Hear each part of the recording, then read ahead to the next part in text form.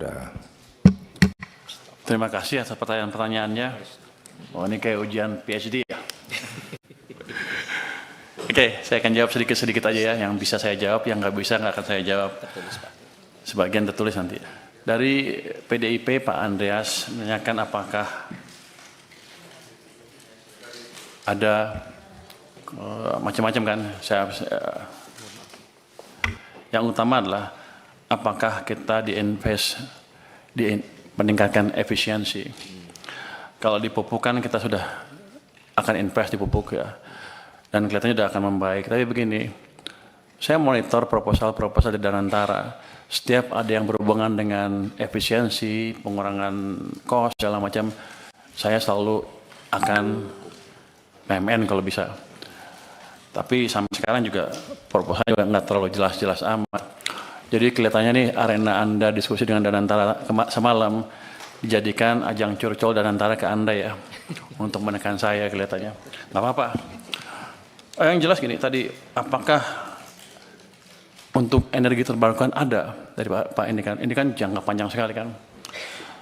Kebetulan saya beberapa minggu terakhir rapat dengan Pak Presiden dan Menteri SDM, ada desain untuk membuat PLTS menggantikan listrik yang ada sekarang. Investasi cukup besar, bisa mungkin sekitar 75 miliar dolar kalau jadi. Tapi pada waktu diskusi pertama saya melihat cost-nya masih tinggi, masih 9 sen dolar per kWh. Saya bilang kalau gitu sih subsidi saya nambah. Tapi mereka sedang berusaha terus dan kemarin sudah ada berita bagus. Pada saat sekarang harganya bisa 6 sen dolar per kWh. Saya bilang kalau itu betul, matangkan, kita kalau perlu PMN. Karena pada akhirnya akan hilang itu subsidi yang terlalu besar untuk listrik. Jadi kita nggak diam aja. Tadi Pak siapa lagi ya? Yang nanya tentang energi baru terbarukan. Jadi saya Pak Primus ya. Jadi saya selalu amatin semua proposal yang beredar di kementerian itu, setiap termasuk Danantara ya. Setiap ada yang bisa mengurangi biaya, kami akan ini secepatnya. Tapi kelemahan yang utama memang saya sadar juga di sini waktu saya kan baru minggu ketiga ya. Yang nggak tahu semuanya sekaligus kan. Tapi saya tahu bahwa ketika mereka bilang ke saya, subsidi ditendang ke tahun depan pembayarannya. Maksudnya? Kompensasi Pak. Kalau subsidi kita bayar ya, yang kompensasi kita tendang ke tahun berikutnya. Maksudnya apa? Ada proses yang lama, ini itu. Kan saya juga pernah di private sector kan. Saya ngerti juga itu cost of capital untuk perusahaannya jadi tinggi. Tapi saya baru lihat beberapa, 1 minggu terakhir lah. Ke depan saya akan percepat. Jangan sampai kita telat bayar lagi. Kalau bisa sebulan langsung bayar. Kenapa? Karena uang saya juga nganggur di BI itu. Kalau gitu kan masuk ke sistem cepat, mestinya Danantara harusnya lebih cerdas lagi. Kalau ketika mood saya seperti itu, langsung dia ngadap saya, minta apa. Ini kan enggak, dia ngadap Anda langsung kan, bapak-bapak, ibu-ibu. Padahal sama saya, teman, saya pengawas Danantara, awas besok. Kenapa mereka nggak ke saya? Lah ini kan penting Pak, Menteri ini jadi paten ini bagus, gitu. Ini bagus, saya pikir korek seperti ini. Tapi yang saya dia tahu, saya punya uang banyak, saya baru taruh cuma 200, masih ada 250 lagi di sana. Kenapa dia nggak ke saya? Jadi pada dasarnya begitu masuk akal, kita akan ini secepatnya. Kita akan review proses yang tadi 3 bulan tadi, kelamaan menurut saya juga, yang memastikan bahwa program PSO kami tidak mengganggu cash flow dari perusahaan Pertamina dan PLN dan lain-lain. Tapi nanti saya lihat, kalau nggak untung juga was. Kalau udah costnya diturunkan, jangan main-main mereka. Tapi yang tadi saya janji akan betulin tadi proses di sini kita akan percepat. Berapa lama Anda bisa betulin? Dulu itu setahun sekali Pak. Ya jangan setahun sekali lah. Dulu itu setahun sekali udah kita 3 bulan. Yang nentuin siapa? Kita perpres. Kita yang nentuin. Sebulan selesai ya? Sebulan selesai Pak. Nanti kalau enggak saya pindahin. Ini alhamdulillah ini kalau Menteri Keuangannya bergerak cepat begini nih Pak. Wah, Kita saya juga- bersyukur ini Pak. Sebenarnya saya lagi mikir gimana ngeluarin uang itu, masih banyak di sana, masih numpuk. Nah, 200 triliun positif tanggapannya, tapi banyak yang ribut juga kan. Oh ini itu ya. Saya mesti cari tools yang lain. Jadi kalau tambah lagi. Daripada uang kita numpuk di sana, utangnya bunganya dibayar, impactnya ke ekonomi juga kurang. Saya nunggu sebenarnya penyaluran yang cepat apa. Makanya saya sisirkan tuh kementerian-kementerian. Saya ancam yang nggak bisa sampai Oktober nanti kalau Anda nggak bisa propose dengan clear seperti apa sampai akhir tahun, saya ambil uangnya. Kalau Danantara punya tagihan seperti ya langsung ngadap saya harusnya. Nanti saya tanya kalau rapat saya sebagai apa? Pengawas Danantara. Awas ya kan.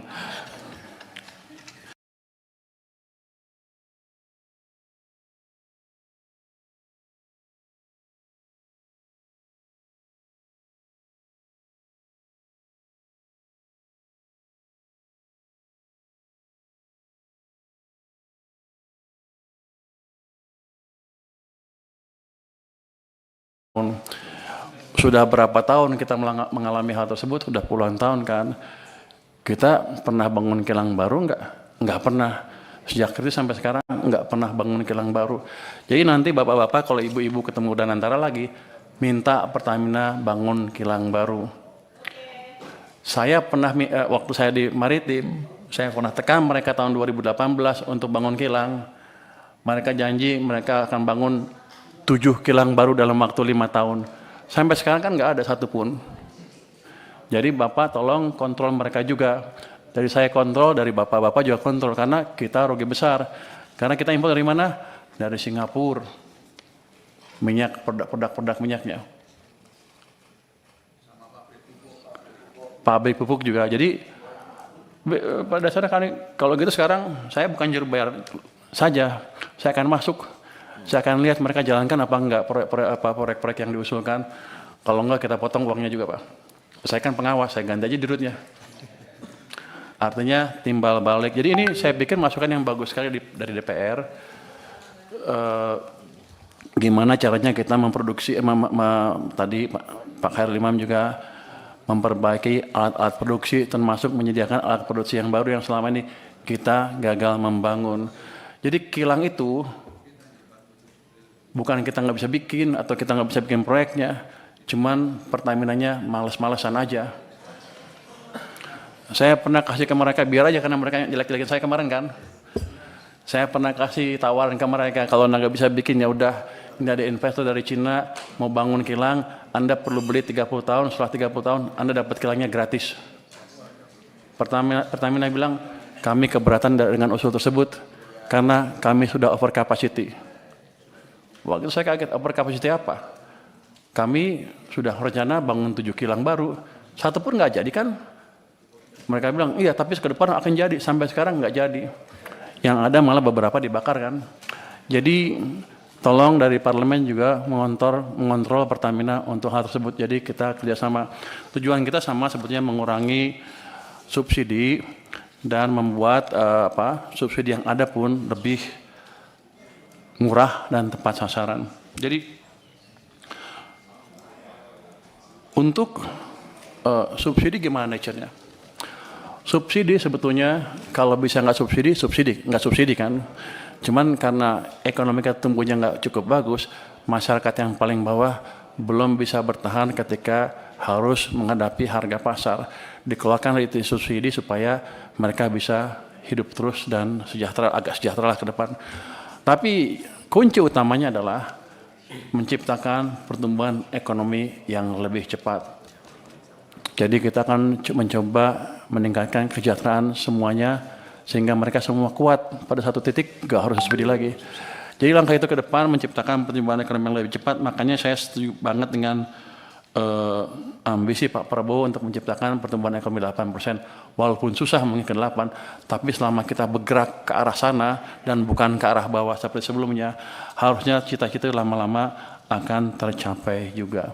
Jadi saya mohon Komisi 11 mendukung saya dalam hal itu, bersama-sama menciptakan tadi pertumbuhan ekonomi yang lebih cepat. Terus untuk data gimana tepat sasarannya, itu kita punya DTSN ya tadi ya. Ini sudah siap, sudah dipakai oleh Menteri Sosial ya, Kemensos, tapi belum dimanfaatkan oleh Menteri ESDM. Kami akan diskusi dengan mereka supaya mereka betul memakai data center tersebut ke depan. Tapi sama juga, selama ini rupanya kita nggak bisa ngitung, nggak pernah monitor ya. Belum pernah survei dan sebagainya. Saya akan minta BPKP untuk mensurvei gimana pelaksanaan subsidi itu. Dan saya akan minta betul mereka jalankan, jadi kalau ada yang menyeleweng-nyeleweng, hati-hati aja nanti. Jadi selama ini rupanya belum dijalankan. Apa lagi? Jadi gini Pak Mawancik Hasan, dengan tadi perubahan peraturan tadi dalam waktu sebulan ya, harusnya carry over nggak akan banyak lagi. Mudah-mudahan paling mepet-mepet harusnya Januari bisa dibayar. Kalau mepet, kalau ada persiapan kan habisnya kan Desember kan nggak bisa langsung bayar kan, paling Januari harus dibayar. Jadi nggak lama-lama amat itu carry overnya. Saya pikir itu. Bapak mau cerita tentang bansos MBG. Oh. Ada tadi, tapi bukan dengan subsidi itu. Ada tadi Pak Mas bahkan sudah jelaskan bahwa ada 1.300 triliun rupiah sudah langsung ke masyarakat. Jadi subsidi seolah berkurang tuh nggak berkurang betul sebetulnya. Ada program-program pemerintah langsung yang langsung menunjang kehidupan masyarakat. Ini tahun 2026 ini kuartal. Subsidi kompensasi energi belum sebenarnya tepat sasaran.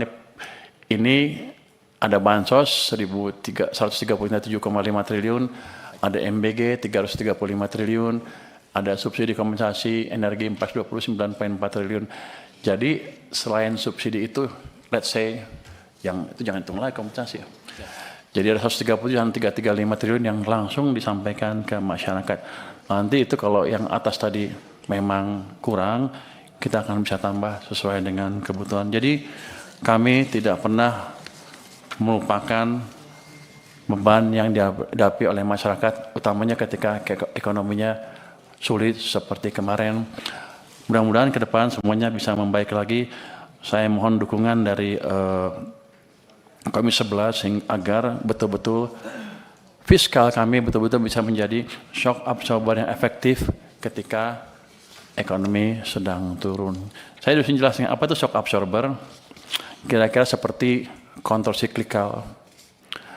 Kalau ekonomi lagi bagus ya mungkin masyarakat punya uang banyak yang nggak apa-apa, belanja sendiri. Tapi kalau ekonomi sedang turun, pasti kan banyak pengangguran. Semua masyarakat akan terkena, yang atas sampai yang bawah ketika ekonomi turun. Tapi yang paling menderita adalah yang bawah. Ya kami perkuat subsidi atau dana bantuan untuk orang miskin dan lain-lain, termasuk menjaga tadi supaya misalnya harga BBM di pasar nggak naik terlalu tinggi, supaya ekonominya bisa tahan, dan kalau sudah recover atau global kondisi membaik sehingga harga minyak nggak terlalu tinggi, baru kami sesuaikan lagi harganya. Jadi shock absorber kami adalah tadi counter cyclical, ketika ekonomi lambat kami kasih stimulus lebih, tapi ketika ekonomi tumbuh terlalu cepat atau cepat kami kurangi stimulusnya. Itu mungkin jawaban singkat dari kami, Pak. Terima kasih. Wassalamualaikum warahmatullahi wabarakatuh. Waalaikumsalam warahmatullahi wabarakatuh. Tadi paper terakhir menarik Pak datanya. Ada 901 triliun subsidi dan bantuan sosial yang dialokasikan di APBN kita untuk masyarakat, Pak. 901 triliun. Dan itu pesan yang sangat kuat, kehadiran negara untuk masyarakat, Pak. Itu juga berdasarkan bimbingan Komisi 11 juga sehingga kita bisa menyalurkan sebesar itu.